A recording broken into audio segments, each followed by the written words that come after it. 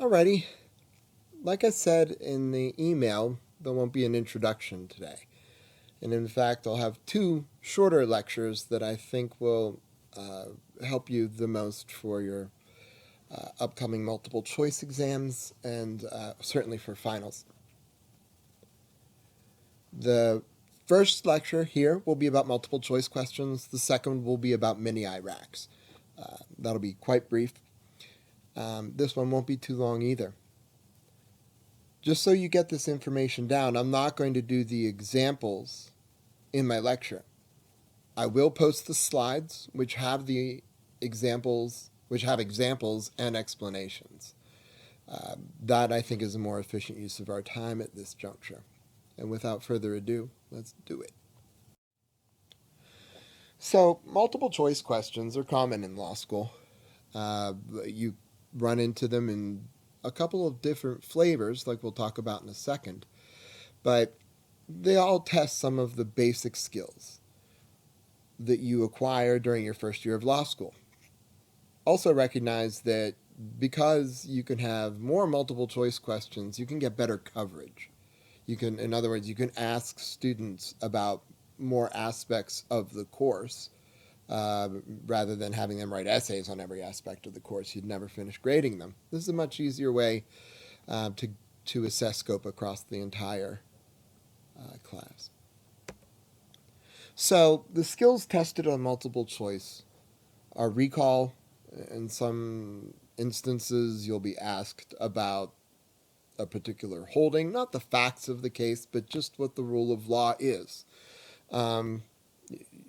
They may be as simple as identify the element which is not part of the rule for battery, for example. They'll be more difficult than that, but that's simple of a structure. They also assess your analytical skills, and that goes from issue spotting to knowledge of the rules and how they operate, and also analysis. All of those things can be assessed in multiple choice questions. Pencils. Okay, here are three variations of multiple choice questions. One that you're very familiar with, I quite imagine, are fact pattern based ones. And you can have a longer fact pattern that gives rise to multiple questions or a shorter fact pattern that gives rise to a single question. Some people use longer fact patterns that give rise to a single question. I always dislike those, but they're out there.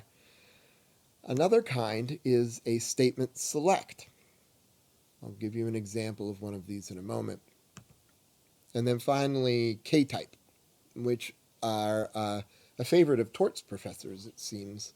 I can't speak for Professor Kravitz, but I know when I had torts, we had this kind of question, and actually a lot of the other attorneys I've spoken with have had this kind of question in torts as well.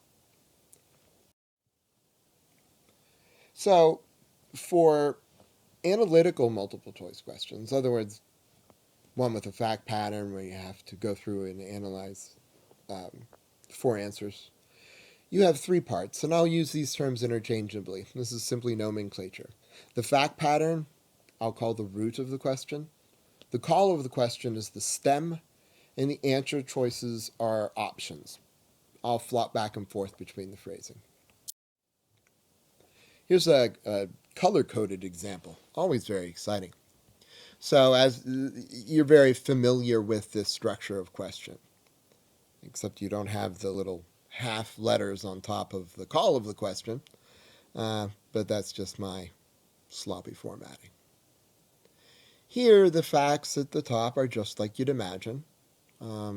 Here's a particular fact pattern that is more fully explained in the slides that I post. But you can see the 3 parts, the 3 parts you're quite familiar with. The fact pattern, the call of the question, and the answer choices. Here's the approach that I take for multiple choice questions. And it is one I take mentally. In the explanations, I'll show you explicitly how we do things. But this is one that I now, after practicing a lot, undertake mentally. And First, you read the call of the question. Why am I looking at this question? If you recall last week, I had a single set of facts that could give rise to a Civ Pro question or a contract question. So you have to know in which context you're reading the question. This is particularly important on the bar exam where they mix topics together, but it's even important when you are doing a single general area like contracts. And that's because it gives you a prism through which you read the facts. If the question is going to be about contract formation, you look at the facts differently than you would about breach. You just clue in on different things. That's why I read the call of the question first. Then I read the fact pattern with that question in mind. Again, I do this mentally, but I identify the issue presented by the facts. I articulate the rule of law mentally again. I apply the rule to the facts of the question, determine the answer, and then I go looking at the answer choices to determine which answer choice best addresses the answer that I have articulated.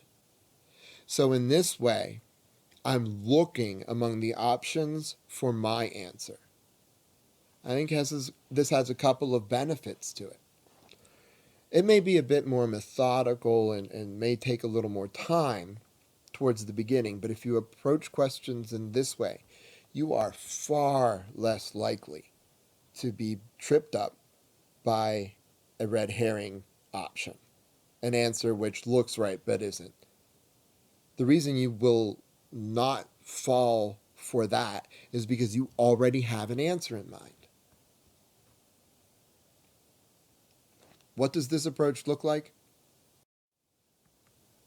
You identify the issue, you articulate the rule of law, you apply the rule to the facts of the question, and you determine an answer, and that is, you conclude it's Iraq. That's the way in which I approach multiple choice questions. And in fact, any multiple choice question could be turned into an essay question simply by changing the call of the question and getting rid of the options. Doesn't work the other way.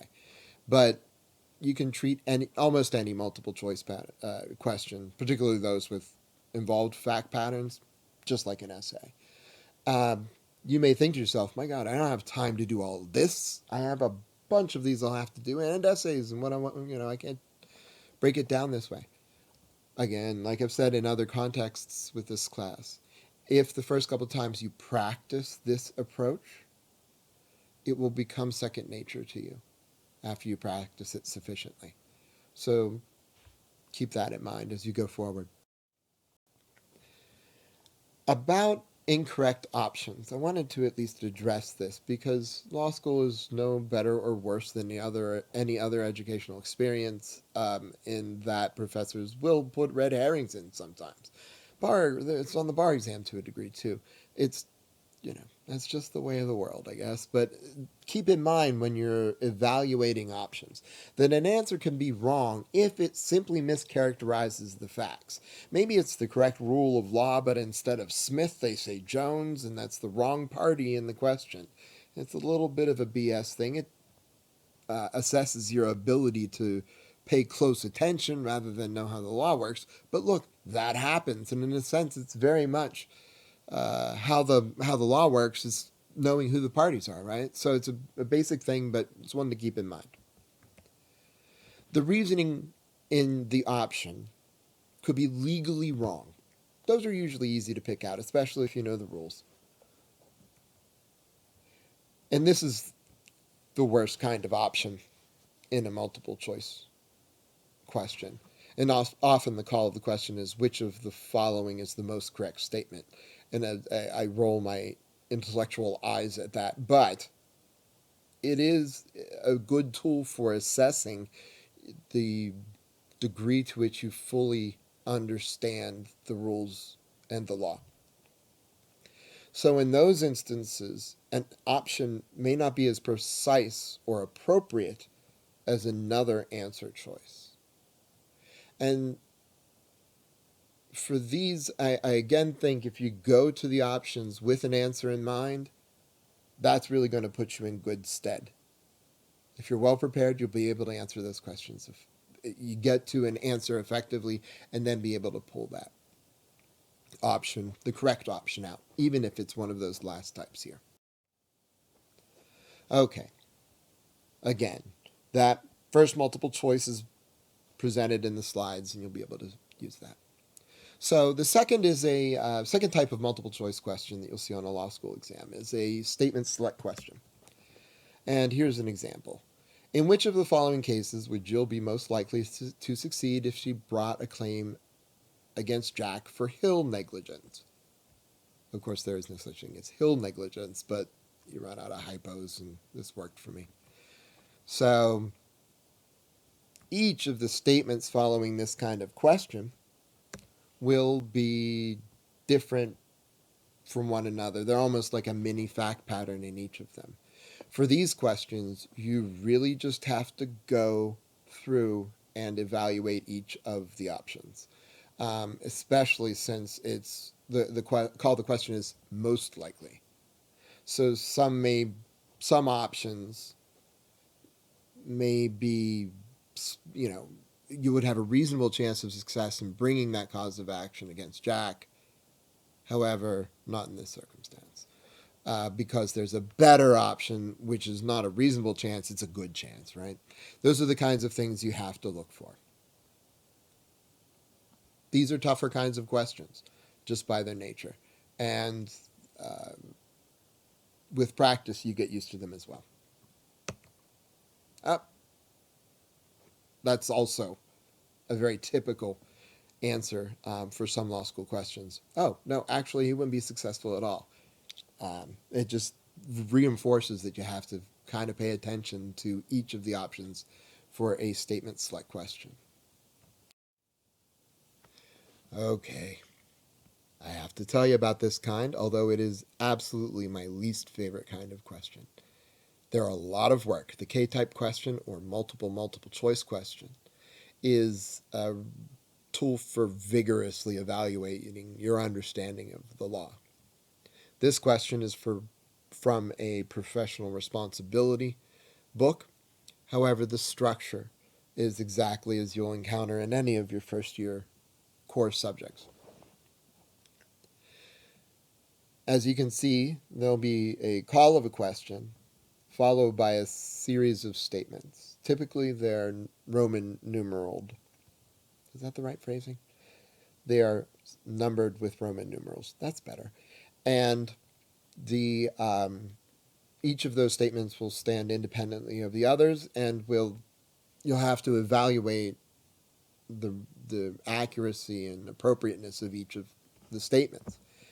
The options, however, reference back to the Roman numeral statements, and you have to pick which of those are appropriate. And they will often have a structure like this, where option A is 1 and 2, but not 3 and 4, etc. It's the only way to approach this kind of question, frankly, is to evaluate each of those statements and evaluate whether or not they're right or wrong as you go through. And once you have that, then you, again, go down below and find your answer.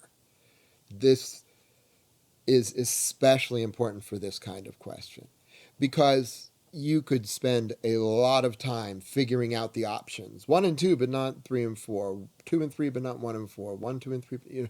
You start to evaluate which of those are true, and you're spinning your wheels for a long period of time. Instead, if you mark next to the Roman numerals X or check for wrong and right, then or relevant and irrelevant, whatever it may be, for the call of the question, then you find your answer among the options. By far the best way of approaching this kind of question. Here are a couple of additional suggestions. Okay, traditional wisdom says never change your answer once you make a decision. I'm here to say don't do that. Change your answer, but only if you have an articulable reason for doing so.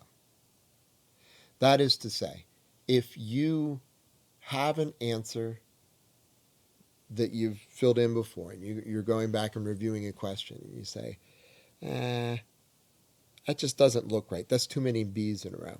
No, don't do that. You want to change your answer if you say, okay, I see what I was thinking before. Now I have better understanding of what this question was asking. I have a better understanding of the options.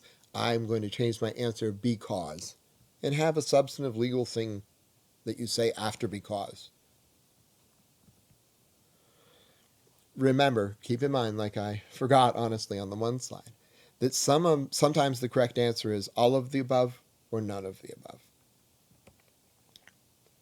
And keep in mind that the correct answers choices are random. They really are. Um, that's not something you should pay attention to, even if they aren't random. Sometimes, frankly, I'm going a bit of a confession. I do put like 3 or 4 B's in a row just to mess with people's heads. I don't do it often. I did it once or twice, and I've stopped doing it. So don't hate me forever for it. But and plus, I haven't done it to you, so it's fine. But no, keep don't pay attention to what letters you're filling in. Your professor hasn't. I can almost guarantee, unless they're playing a sadistic trick like I did. One other thing that I want you to keep in mind is that in the first year of law school so far, what you're learning are analytical skills. So don't trust your gut per se, right? I mean, trusting your gut, if you wager, I suppose, on sporting events, yeah, that's the time to do it, but not here on a law school exam. Sure, if you have absolutely no idea, I usually go with B. I just pick B and move on. That's what we do for the bar exam. But when you're in a circumstance where you've been training all semester not to trust your gut, you've been training analytical skills the whole semester. That's what you want to trust. And if something doesn't feel right, but it thinks right, go with your thoughts. That's what you've been training this whole semester.